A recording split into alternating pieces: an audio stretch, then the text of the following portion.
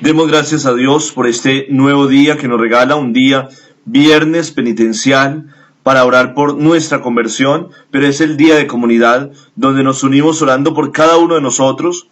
Oro por ustedes y oramos por todas las personas que se encomiendan a nuestra oración o que nos escriben para que oremos por ellos. Como todos los viernes a las 6 de la tarde ofrezco la Eucaristía por ustedes, mis hermanos. Hoy quiero invitarlos para que tomemos la palabra de Dios, Evangelio de San Lucas, capítulo 9, versos 18 al 22. Digamos juntos: Señor, yo te abro la puerta de mi corazón, de mi vida, y te recibo como mi único Señor y Dios. Acepto tu voluntad, sea la que sea, con tal de que ella se cumpla en mí. Te entrego el gobierno de mi vida, de mi casa, de mis asuntos, ahora y por siempre. Amén. El Señor que nos ha llamado a que lo sigamos, que nos ha hecho sus amigos, nos pregunta también como a sus discípulos: ¿quién dice la gente que soy yo? Y tenemos que entender que para muchos en el mundo hoy, Jesús es una fuerza, es una energía, es alguien muy especial, pero a veces tenemos que decir que muchas personas se han ido creando un Dios a su tamaño, a su manera, a su estilo, porque han ido acomodando el Evangelio, y ahí está el reto de la evangelización. Ahí está el reto de cada uno de nosotros, que conociendo al Señor, lo anunciemos tal y como es, con un evangelio sin mutilaciones. Ellos, los discípulos, van a dar varias respuestas como podemos darlas nosotros hoy. Pero la pregunta del Señor es una pregunta muy personal. ¿Y ustedes quién dicen que soy yo?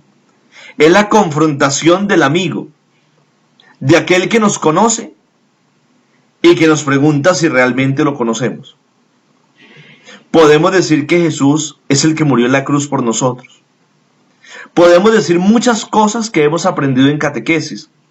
Incluso podemos leer el catecismo de la iglesia o la palabra de Dios. Pero la pregunta aquí es aquello que reclama una experiencia persona a persona. Decir quién es Jesús para mí es haber tenido contacto íntimo con Él. Es haberlo conocido en el camino, haber seguido sus pisadas, haberlo escuchado y estarlo obedeciendo. De modo que la pregunta que hace el Señor es muy existencial y experiencial. Pedro va a decir: tú eres el Mesías de Dios, ese que esperábamos, el ungido.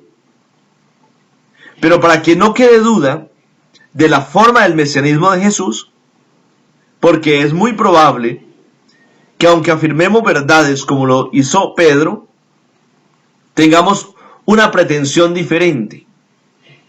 Y por eso Jesús va a explicar que ese Mesías no es al tamaño humano, sino que es al tamaño de Dios. Dios que quiso crearnos con amor, que nos quiso escoger como pueblo, que nos llevó sacándonos de la esclavitud, ahora quiere salvarnos a su manera, con un Mesías a su manera, porque es el Hijo de Dios. Y por eso dice el Hijo del Hombre, es decir, el Dios encarnado, nos salva a través del padecimiento en la cruz. Sufre el rechazo, es ejecutado, pero resucita para que tengamos vida. No podemos hacernos otra imagen de Cristo. La Iglesia profesa ese Cristo muerto y resucitado, ese Cristo que nos libra del pecado en la cruz y que nos da vida en la resurrección. Ese Jesús que aparece en el Evangelio, ese Jesús que nos hemos encontrado y del cual tenemos una experiencia de fe, es el Dios que tenemos que anunciar. Es el Dios que nos convoca en esta comunidad.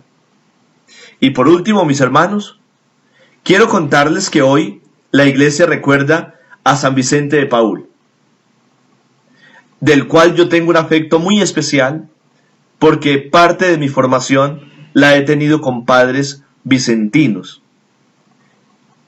De este santo les quiero recordar el amor por los pobres y el amor por la misión.